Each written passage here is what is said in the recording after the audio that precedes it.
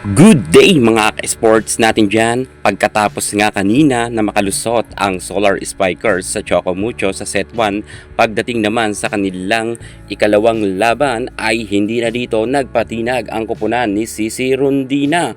Kitang-kita natin ang kalamangan ay talagang lumulobo. Grabe! Ang Choco Mucho sa kanilang pagkatalo sa set 1, mukhang nagising na nga sila. Tolentino, sobrang ganda ng kanyang ipinapamalas na laro sa loob pa ng second set ay meron na nga siyang 12 point.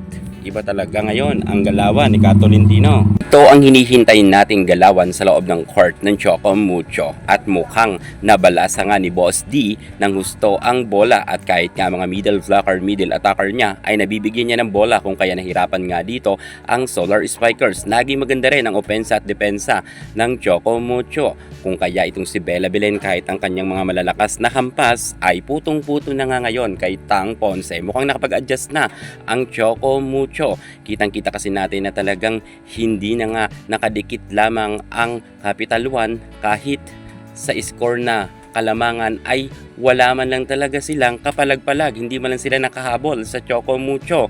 Mukha talagang pinaghandaan na rin ng Choco Mucho ang second set dahil nga natalo sila kanina.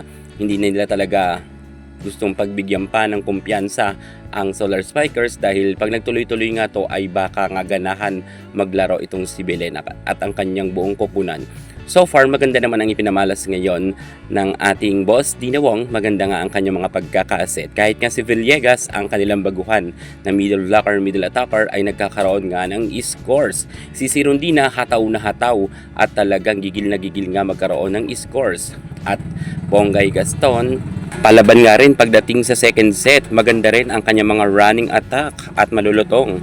Bella Belen, hindi rin nagbago ang kanyang galawan sa loob ng court. Maganda pa rin ang ipinamalas ni Belen kahit sa second set. Kahit sabihin natin na tambakan sila, pero palaban talaga itong si Bella Belen. Pero si Boss D ay mukhang ginaganahan nga ang kanyang pagsiset dahil maganda rin ang first ball ni Tang Ponce. Kung kaya nakahataw ng gusto si Tolentino. Yung mga set nga ni Tolentino na gustong gusto niya ay nabigay nga ni Boss Dina Wong kung kaya nga nagkaroon agad ng double digits itong si Tolentino. Baka mamaya ay magkaroon nga si Tolentino ng 20 big points dahil sunod-sunod nga rin ang kanyang ini-score sa kasalukuyan. At least kahit wala sa Eya Laure, may katulong itong si Sisi Rondina. Nariyan nga si Tolentino at maganda ang kanyang ipinamamalas na laro sa kasalukuyan.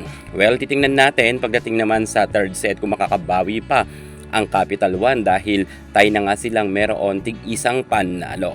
Panalo ang Choco Mucho sa second set.